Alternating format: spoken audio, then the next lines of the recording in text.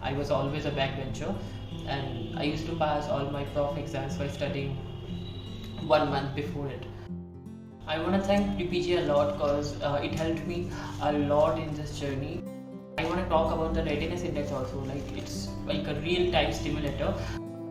Prep degree is so useful that it will give insight about the stuffs which you have read and the topics and the subjects and the chapters which you are really weak.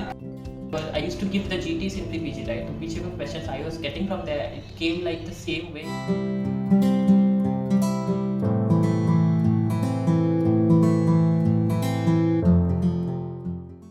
Hey guys, this is Dr. Anuvab. I have secured a rank of 1877 in this year's NEET PG, and I'm here to share my journey with all of you guys. So this was my first attempt, and I did my MBBS from Calcutta National Medical College in Kolkata. During my MBBS days, I was not a very good student. I was always a backbencher, and I used to pass all my prof exams by studying 1 month before it. So from there, how did I crack this examination in my first attempt?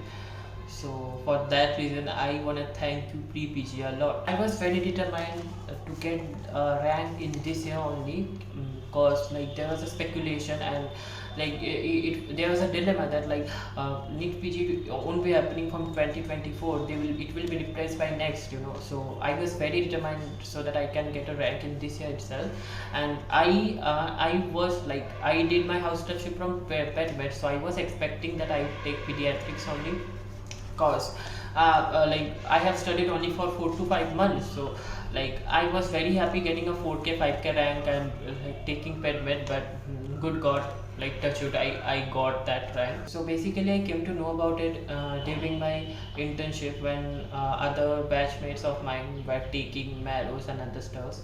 But internship in Kolkata is very hectic. You don't get a little bit of time to study even. So I thought I should skip this year and I will appear for the next year. So I didn't appear for 2022 examination. So I did do all those stuffs which I needed to do in internship very well, all those clinical things. So all in NEET PG they ask questions from the clinical aspect. So when you do your internship properly, so you can obviously will get an upper hand for it. So after my internship was over, on 6th May, I bought Marrow on 7th of May and I started solving it. But it was kind of fast. It is fast. So one of my seniors he did suggest that you should go for an app which is named Pre-PG, and thank God I have listened to him. I want to thank Pre-PG a lot because it helped me a lot in this journey. Those daily tests are so useful, and whichever question I used to mark it wrong, so it will obviously go to the revision section, so I can see it from there again and I can again revise it. So that feature is really nice about it. And I want to talk about the readiness index also. It's like a real-time stimulator. When I started during May or June, my readiness index was around 36, but when I gave my exam, it was around 95. So you guys see how much I have improved over time, with using PPG. So it's one of the gold standard coaching institute which we have over there.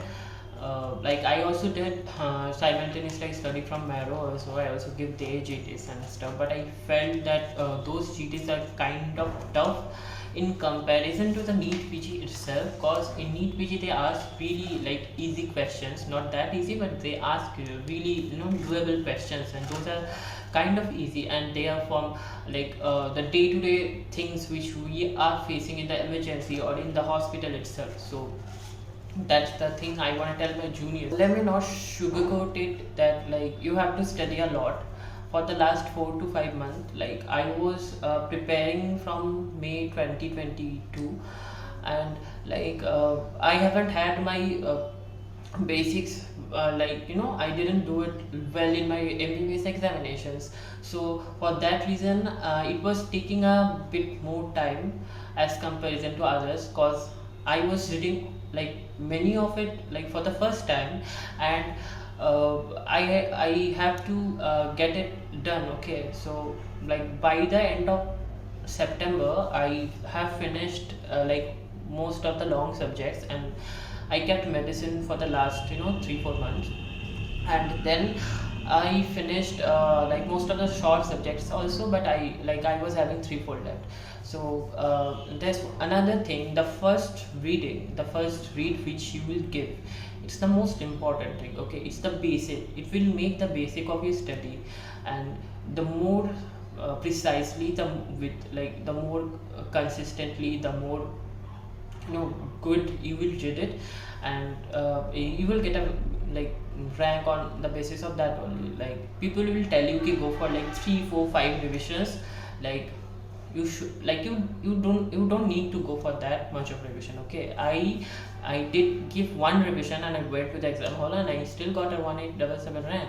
So yeah, not boasting, but like the basics, when you are giving the first read, and after that when you are starting the second, like the first revision, so that thing you have to take your time, cause like the first read you have given, you will retain not much. Okay, you will retain a very less, but the first revision which you will give, you will retain like a lot of stuff from that revision. After that you can give another second revision, third revision if you have time. For me, I didn't have any time. For that reason, I went for one revision. If you give another revision, you can, like, it's very good for you.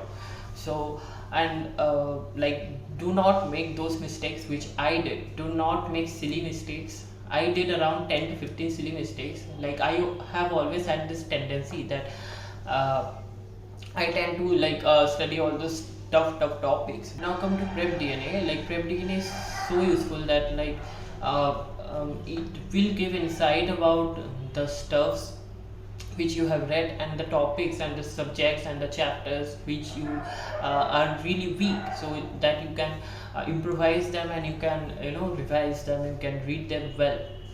And another thing which I loved about it, the discussion forum or the discussion panel or the discussion thing which we have over there.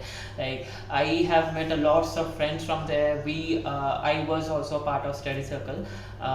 Like we used to give all the examinations every day. We used to like see which mistakes which we did make, and we need to improvise it. So those things are really nice about it. About GTs, I used to give like 1 or 2 GTs for the first 3-4 months. Like I have given total 6 GTs in till May to June, July, August tak.